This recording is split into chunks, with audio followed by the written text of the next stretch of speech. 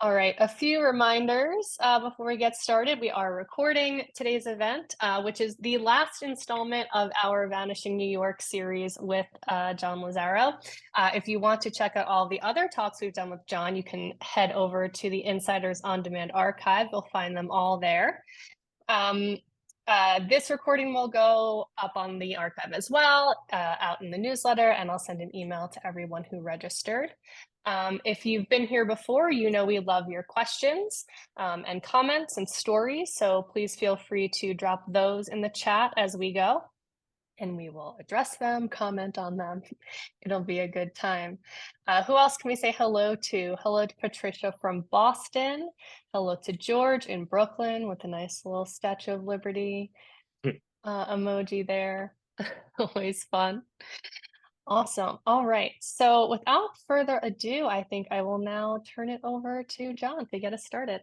Okay. All right. Thank you, Nicole. Hello, everyone. Thank you for joining this afternoon. I'm John Lazaro. I'm a photographer and author from Huntington, New York, which is on the North Shore of Long Island. And I'm here to talk about my latest book, which is A Vanishing New York, Ruins Across the Empire State. Specifically, I'm going to cover the last two chapters in the book, which is the Chautauqua Allegheny region and the Niagara Frontier region. I've been a photographer for about 10 years, but I got into this particular subject matter probably about 6 years ago, back in 2018, when I started my passion project, which was the Wall Still Talk, a photographic journey through Kings Park Psychiatric Center, where I documented the effects of deinstitutionalization and the history of the Kings Park Psychiatric Center, which is about 20 minutes east of where I live on the North Shore of Long Island. It was also one of the largest state hospitals in New York State. So when I wrapped up that project back in 2019, that's how I got the idea to do A Vanishing New York. So I basically wanted to travel more and more off Long Island, photograph a lot of historic ruins and abandonments all throughout the state. And I started by visiting each of New York's 11 different regions. And the premise of the book is that each region of New York State has a significance to the overall infrastructural history of the Empire State based on the ruins that are left behind. So, for instance, if you look at Long Island, it was once known as the mental health capital of the world because we had three of the largest state hospitals at one time. We had Pilgrim State Hospital, Kings Park, like I mentioned, and Central Islip. If you look at the Catskill region, which is another region that I did for Untapped, you see a lot of remnants of the vacation industry there. So like a lot of old resorts, you have the Catskill Game Farm, which is an abandoned zoo. You look at the Finger Lakes region, you see a lot of remnants of the railroad industry and how that was rendered obsolete by the interstate highway system. These are all presentations that I've done in the past, so you can go in your Insider account and see those archived. But today, so the final installments, what I'll talk about is the Chautauqua Allegheny region, which is right here in the westernmost tip of New York, and the Niagara Frontier region in blue right here. So I'll talk about some of the sites that I visited for the book and some that I've since visited that weren't included, but are pretty interesting, and some photos that I want to share with you from those explorations as well. So yeah, feel free to chime in with any questions throughout the presentation, and then there'll be more time at the end. But let's get into it. So the Chautauqua Allegheny region is probably one of the regions in the book that I don't have a lot of documented photography here, just because it's so remote and based on what was interesting, what was available at the time I was researching the book. It made that particular region a little challenging to photograph. But one of the places I'm going to talk about is the J.N. Adam Memorial Hospital, which is located in Perrysburg, which is about 40 minutes south of Buffalo. And J.N. Adam Memorial Hospital was initially a sanatorium. So what that means is that it was a hospital that was built for the sole purpose of treating patients with tuberculosis. So I'll just give you like a little historical rundown of J.N. Adam. But following the rise of tuberculosis cases in Erie County, Buffalo Mayor James Noble Adam following the recommendation of Dr. John H. Pryor, purchased a 293-acre hillside in Perrysburg to build a tuberculosis hospital in 1909. Named after Mayor Adam, J. and Adam Memorial Hospital officially opened on November 12th, 1912, under the ownership of the city of Buffalo. Sitting at an elevation of 1,322 feet with a 140 patient capacity, Jane Adam Hospital afforded spectacular views of Buffalo and Canada to the north, Lake Erie to the west, and vast farmland and forest to the east and south. The hospital would treat tuberculosis patients until about 1960, when it was reformatted to treat the developmentally disabled until 1993. And it's been closed and decaying ever since. So this was a drone shot that I took on my initial trip to Buffalo back in 2020. This is a historical image from one of the postcards of Jay and Adam. This is the front entrance here, and I want to draw your attention to this other postcard image here on the right, courtesy of the Museum of Disability History. This is the interior dining hall of Jay and Adam, and it's probably one of the most photogenic rooms at the hospital. So just to give you an idea of where it's located, I'm going to go back a slide. Oop, there we go. So behind this tree right here, there's sort of a dome-shaped structure. It's a little hard to see, but upon stumbling into it, this is what I saw. So it's basically this beautiful dome over the dining room. And I remember when I took this photo, it was very difficult just by the ovular nature of the room. And I was, if there's any photographers that are tuning in, I was using a tilt shift lens. And if you're familiar or have used that, it's a little challenging to use that in a room constructed of this nature. So I got like so frustrated, I actually took out my iPhone and captured this image, and this actually made it into the book. But I just love this beautiful turquoise ceiling, the stained glass that's situated at the top.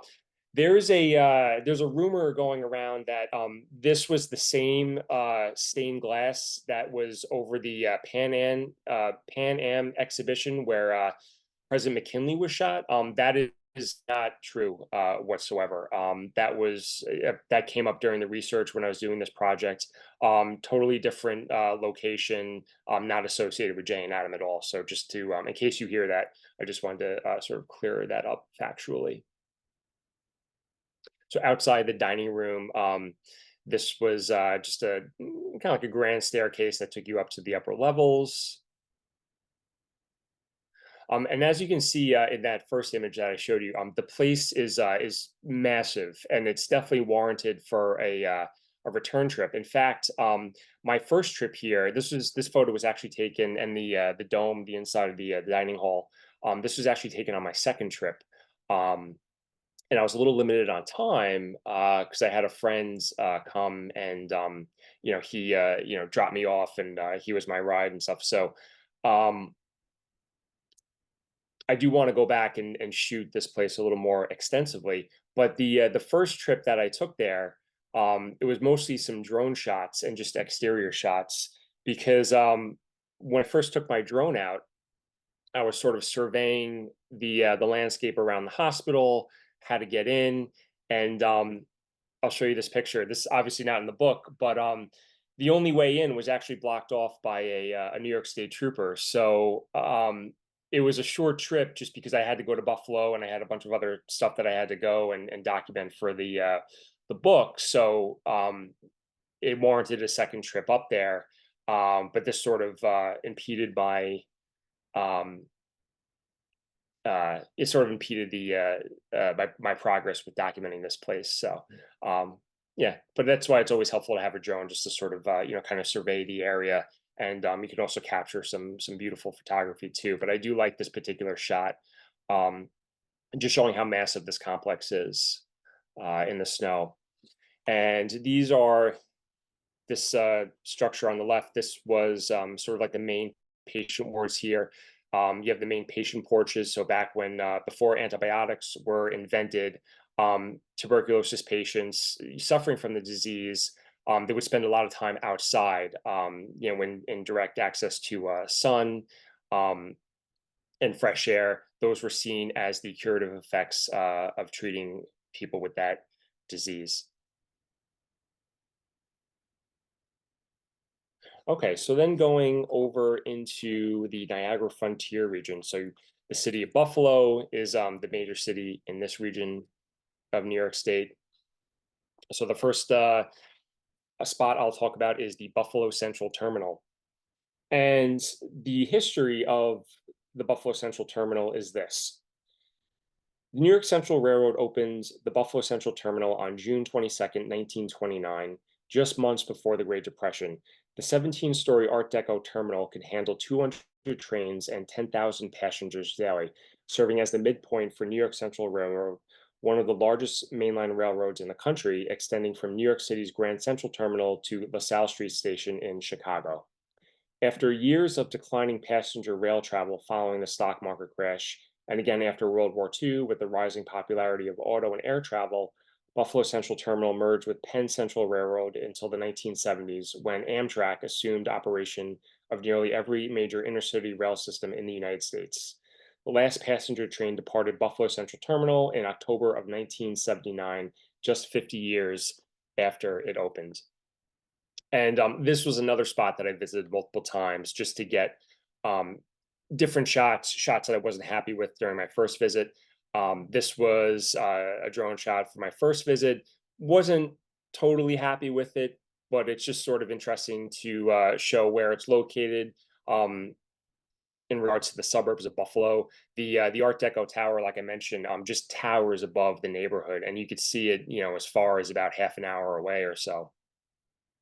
And then I liked the shot much better, which actually made it into the book. Some archival photos back of the terminal during its heyday. So this is a photo on the left is right outside the main tower. Inside, which I don't have any shots of because it was closed off. They were actually doing renovations at the time I visited. But this is inside the main concourse here. This photo on the right. So just adjacent to the terminal is the train concourse. So this is a 450-foot long train concourse that had 14 passenger trains served by 7 different platforms. And there's actually now these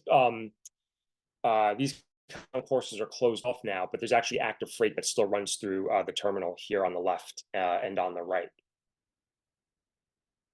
So this portion here on the left, this is just the backside of the main concourse here. You can actually see some of um, the bays here. And this is actually the last photo in the book, sort of closing everything out. I was actually, when I'm thinking about it now, when I was sort of putting all these photos together, I was a little apprehensive about putting this in, but I think it's just interesting to note um, this part of the terminal. I think everyone associates the terminal with the 17-story tower, but this is very much part of it, and it's just a pretty unique structure to look at. And I remember showing it to a lot of people, and them not like understanding of what exactly it was. I'm like, no, this was actually like a train concourse. So this is just another passenger platform, all overgrown. This was the during my second visit. My first visit, this is what I took back in the fall. To me, it wasn't really interesting. I really wanted to show the decay, the overgrowth of just years and years of abandonment. That's why I went with this picture. I like this one much more.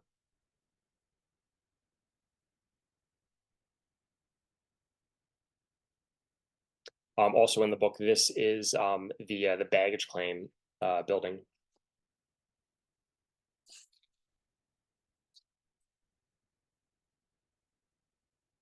Okay, next stop in the Niagara Frontier region is the former Wonder Bread factory. So sitting on a 2.8 acre site on Fogarden Street in Buffalo's east side is the shell of the 5-story Wonder Bread factory. The circa 1915 factory was modeled after Brooklyn's Ward Baking Company bakery with a blonde brick representing the standard of cleanliness maintained inside. Ward and Ward had a daily production rate of 100,000 loaves, 50,000 cakes, and 20,000 rolls, and emphasized its free from human touch production process. In 1925, Continental Baking Company acquired Taggart Baking, makers of Wonder Bread, and went on to open 98 plants in 41 different cities, including Buffalo. The Continental Baking Company declared bankruptcy in 2004, with the Wonder Bread factory slated for redevelopment into an apartment complex as of 2019. The smokestack to the rear of the building still reads Ward's Bread, and you can actually see that right here. I haven't been to this site since 2020 when I was there. So as I was taking that the shot, obviously it hasn't been redeveloped yet. It's sitting pretty sealed up, abandoned. Over the years, the words Wonder Bread on the roof, the letters have gone missing, which is interesting. I just like this shot because you kind of know what it says, even though there's parts missing, and yeah, it's like how the tracks sort of balance it out. Yeah, one of the one of my favorite sites that I visit for this book in this region. That is I now. like the sign and how it has missing letters. Right, yeah, and I've seen just other photographers capture beautiful shots from the roof. It just happened might be my trip. I just wasn't able to get up there. You know the status, the environment of these buildings changes over time. So it kind of makes it fun and exciting because sometimes you have luck and you can get like a really good shot. Sometimes other things happen. You kind of have to work with what you have. Um, but I just want to go back just to Buffalo terminal, just kind of give you guys an update. So in 2021, there was a master plan that was completed after extensive community engagement. And the former terminal received a $10 million grant, and it included stabilizing the structure, replacement of the restaurant roof, which I believe was on the top here, and then transforming the front lawn into a green space for the sharing of civic experiences. So they're actually going to revitalize this, and I really hope that they cherish the history of the Buffalo Central Terminal. So that's exciting to see. And that was Yeah, I sort of, think I think they even do some events there they do now. do events there too. I do believe that they don't often open the inside of the concourse to people except on like a few occasions. So if anyone's traveling up to Buffalo, like they do have a website where they post a lot of events. So you might be able to see sort of the adaptive reuse of this building, which is actually really exciting to see. Now, I just want to share some other locations that I visited, not for this book project, but on trips that I've taken to Buffalo since. And I just wish I was able to include them, but it just that's just the way it happens. This is the Cargill pool elevator, and it's a grain storage facility. It was built in 1920, originally as the Saskatchewan Cooperative Elevator. 1952, Pillsbury purchased it, and then it was sold to Cargill in 1964. The pool elevator, like much of Silo City in Buffalo. So Silo City, it's just it's a term to the western part of Buffalo that's sitting on the shore of Lake Erie. There's a lot of grain terminals like the Cargill pool elevator that are sort of sitting abandoned. In fact, you can actually kayak through some of them during the summer months. But like I was saying, the pool elevator, like much of Silo City in Buffalo, was affected by the opening of the St. Lawrence Seaway, and fewer customers each year saw value in unloading grain to an elevator and then reloading it into train cars. So that's why you see a lot of closure of grain elevators such as this. So I happen to like this shot. This was actually I think I took this during my second trip to Buffalo, and for whatever reason I didn't include it in the book. Yeah, but yeah, another Well, favorite shot. Nancy loves this shot. Oh, she does. Oh, nice. Thank you, Nancy.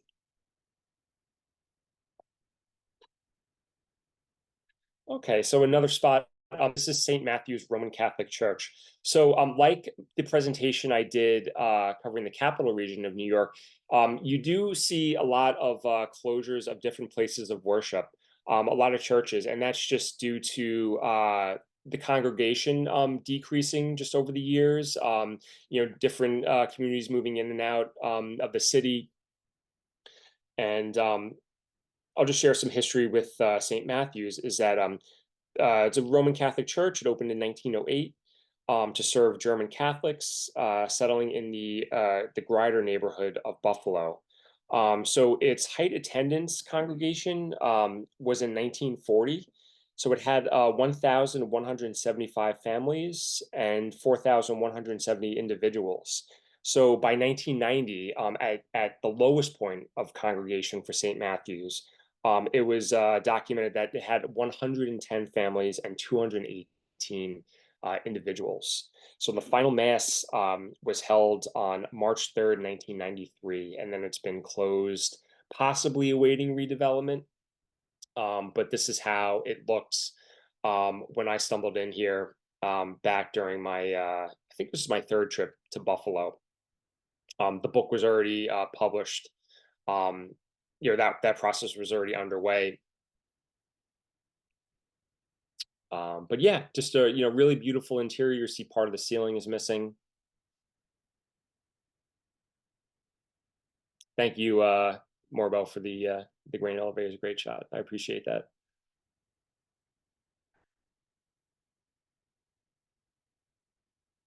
Okay, and then the last spot that I'll talk about, and Nicole, maybe you want to just share the article I did about Buffalo State Hospital. Yeah. This is a really unique place to visit.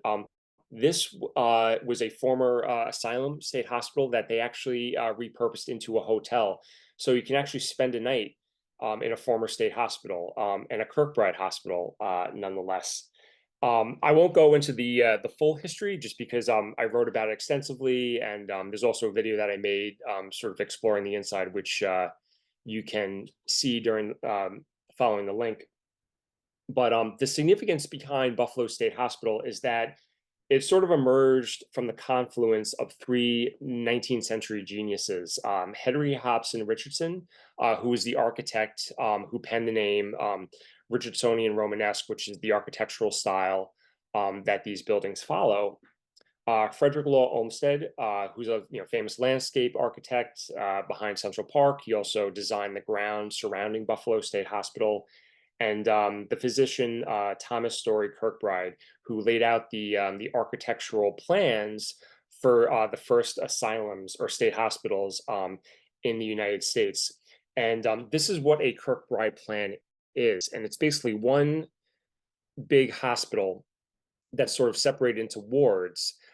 So you have the unique design feature behind a Kirkbride is that you have the main administration building here. So this would be the front entrance of the hotel today, and you have these flanking wards, 8 in total, 4 on either side, separating male and female patients. There would be about 250 patients or so.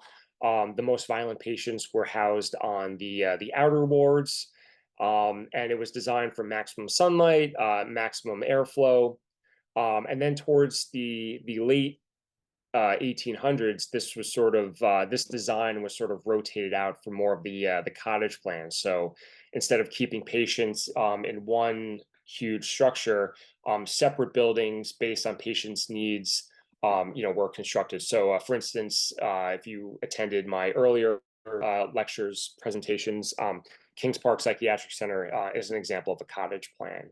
And there's very few remaining Kirkbride hospitals like left standing today. So, Buffalo is probably the most well-preserved one, including Trans Allegheny Lunatic Asylum, which is in West Virginia. That's also repurposed now into a museum, a living museum, so you can actually go and tour that and sort of see what it was like back when it was active. You have Hudson River State Hospital, which is in Poughkeepsie. That's slated for demolition. I believe they only plan on preserving just the admin part of that.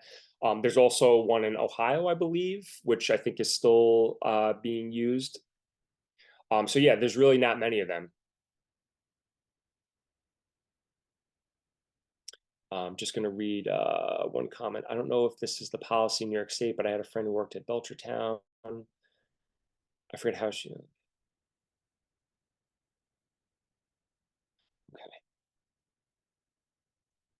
So I'll just share some shots that I took at Buffalo State Hospital. You can actually sign up for a tour through. I'm drawing a blank on the name, but I think it's Preserve Buffalo Niagara. They set up tours several times a year. We can actually tour the outermost wards, which are still abandoned.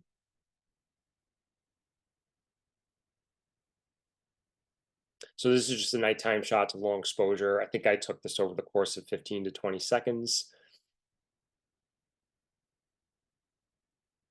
One of my favorite shots. I think so. Out of all the places that I visited over the past 6 years, I've been doing this. My collection of photos from Buffalo State Hospital are probably the ones that I'm most satisfied with. I think like I had enough time to shoot everything. The lighting was perfect. It just like yeah, I'm just really happy with this set. This is just a former patient room. Patient porch. You can see how it's overgrown. Um, Newer facilities opened up at Buffalo State Hospital in the 1960s. So essentially, the Kirkbride part of the hospital was closed. It was used for some administrative purposes and some storage, but it wasn't repurposed into a hotel until I think the 2000s. At first, it was Hotel Henry. Now it's the Richardson Hotel, named after its architect.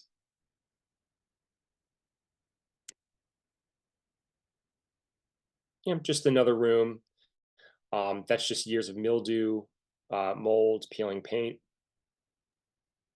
So no brag, but I got to stay at this hotel for Untapped New York.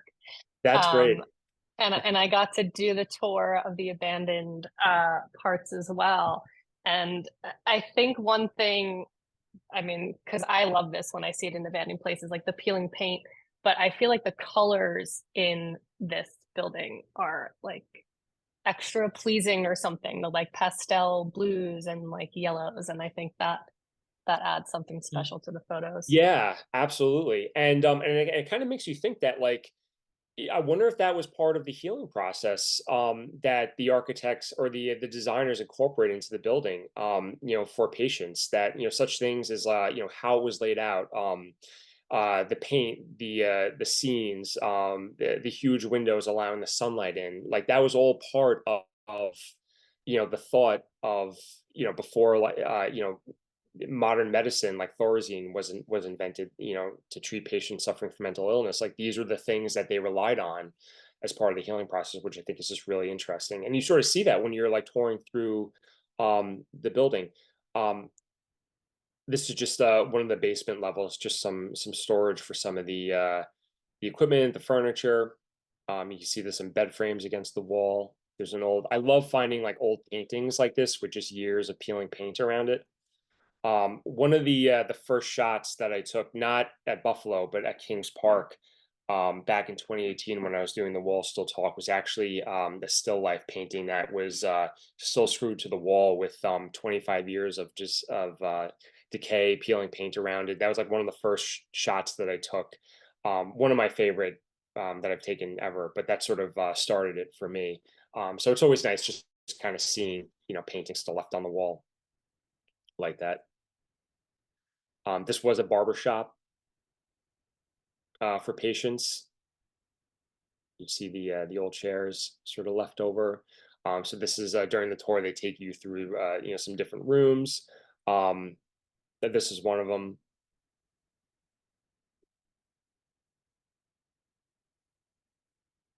and this is just an aerial shot that I took. You see Buffalo University behind. Um, I just love the architecture here. It's almost it reminds you something that you would see probably in Europe. Just the way the two steeples just sort of stick out. Um, like I said, this was the main entrance. This was at one point the administrative part of the hospital, and then you had the outer wards. Now these are this is actually the hotel here. You can actually see there's some rooms lit up. The outer wards, which are just off screen, those are the ones that are still closed off, abandoned, that you're able to tour. If you ever travel to Buffalo or intend to sometime in the future, definitely try and stay here. I haven't stayed here yet, so but I would love to sometime in the future. Definitely try and sign up for a tour. It's wonderful. Some of the shots that you will get are just amazing. I love walking around the campus. It's very, very photogenic. But yeah, I do want to open it up to questions now. This being the last presentation. So please share any thoughts, comments, questions about the book, anything related to photography, if there's any photographers here. Um, yeah. Yeah, I know there's a few in the audience. I had a question that might be hard or impossible to answer, but do Okay. you have a favorite location of all the sites that you've told us about over the past, like, basically 2 years we've been doing these talks, um, Oh wow. Yeah. that stands out? So favorite place that I visited. So I think in terms of like the photographs that I got that I'm most proud of, like I'm really happy with, are probably at Buffalo State Mm, Hospital. mhm, Favorite place that I visited, like all time.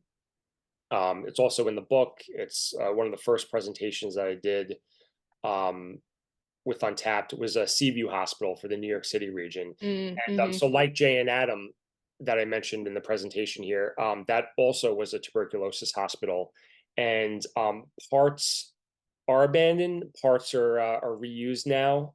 Um, but the history that serves not just for the state of New York, but also the pioneering research that was done at Seaview Hospital to treat tuberculosis is really prolific in the medical field. So streptomycin was the antibiotic that was invented to cure tuberculosis.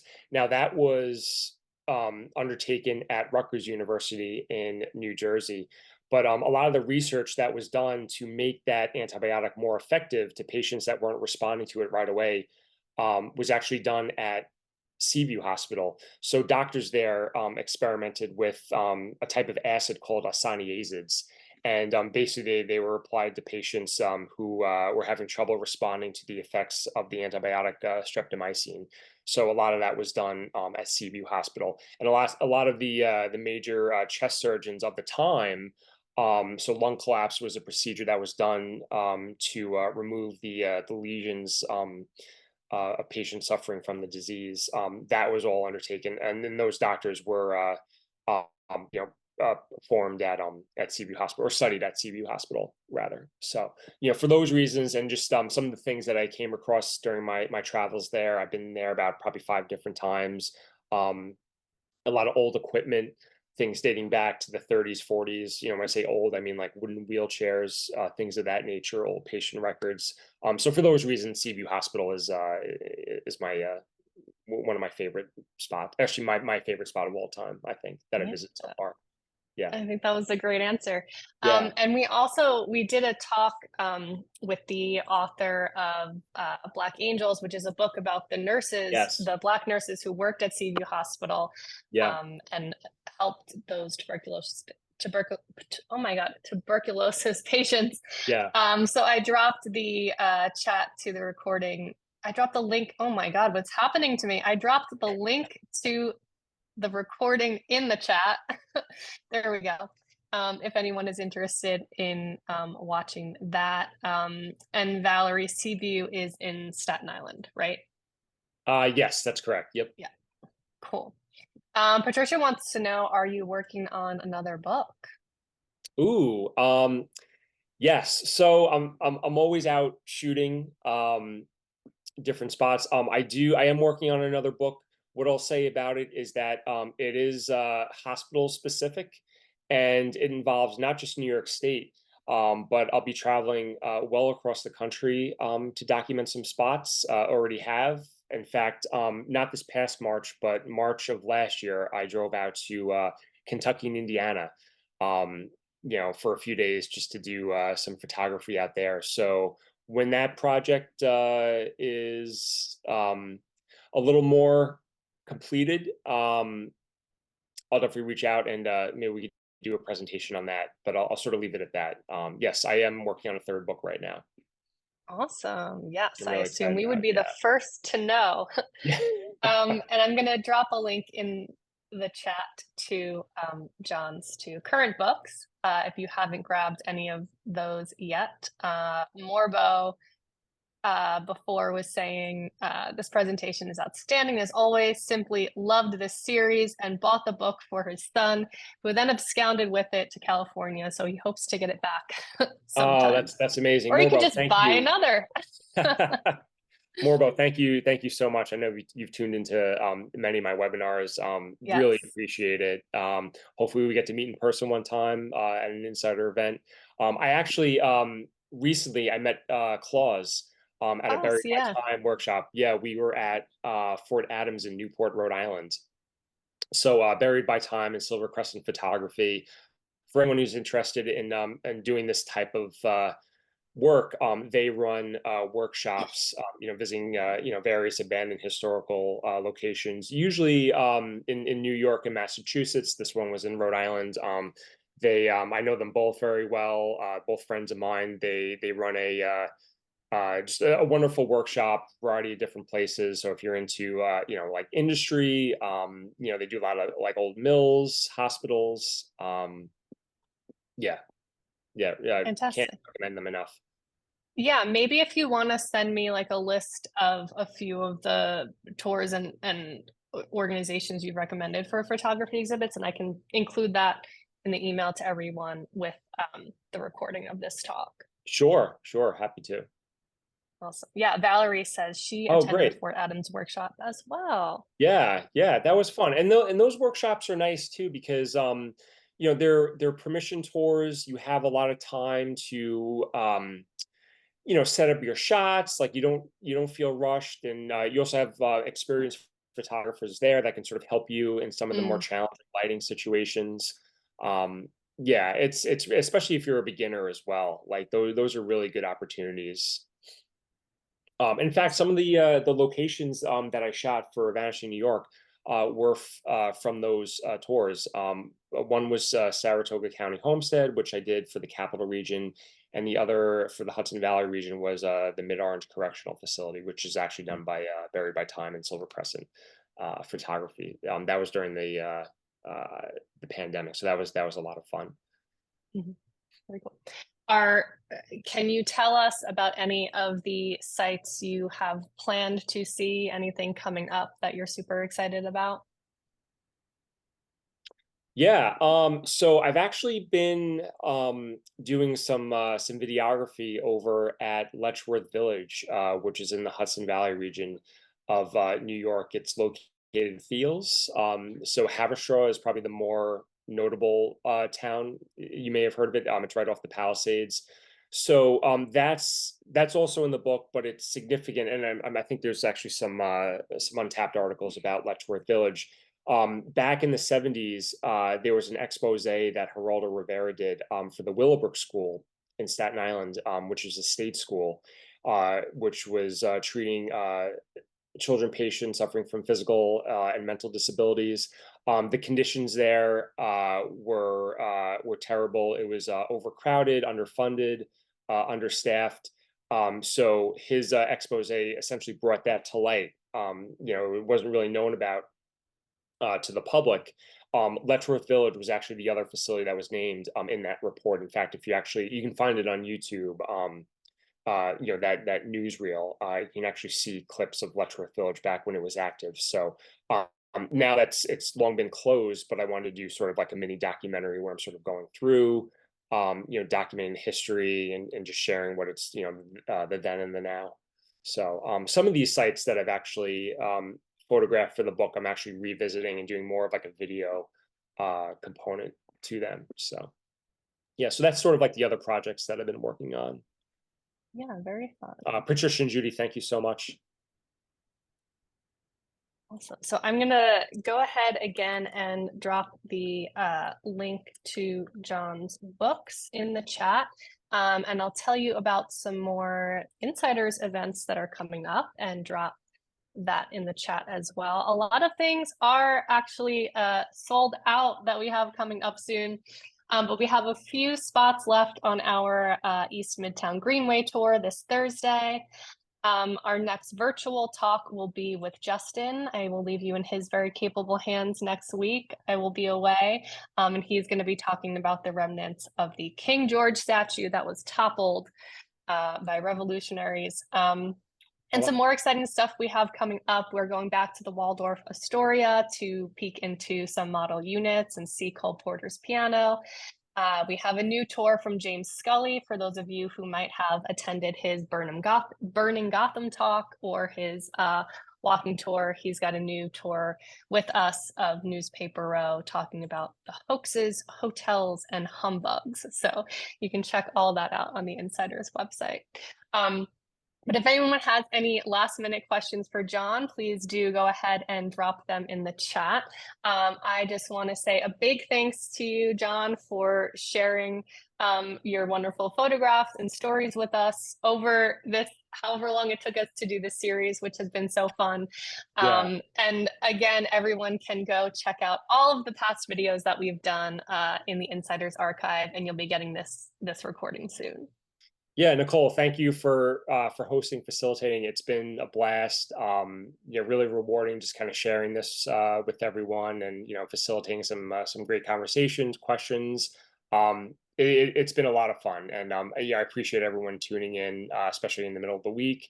Yeah, I mean, feel free to reach out to me even after this. I'm always posting photos on my Instagram, my website, which you have. It's been a blast, so thank you. And again, Nicole, thank you so much. Of course. Yeah. Let me drop your Instagram in the chat as well for everyone. Appreciate that, Morbo. Have it here. Yeah, you earned a lot of fans through this series who tuned in every week. That was nice to see. Yeah, that's Awesome. great. All right. Yeah, I'm just I'm doing what I love, and that's whatever your passions are, just pursue that, and share that with people. Yeah, that's what it's all about. For sure. And hopefully we will have you back soon. And I can't wait to get maybe a little sneak peek of your next project. So we will be waiting for that. Absolutely. Yep. I have the proposal out. I'm working with my agent on it as we speak. And yeah, I'm definitely going to share that with you guys. Yeah. Fantastic. Best of luck with that. And thank you Thank to you. all of you insiders who tuned in today and all of you who have been tuning into this series over the weeks. We'll see you. You'll see Justin next week. Okay. All right. Awesome. Bye, Awesome. Thank you, everybody. guys. All right. Take care.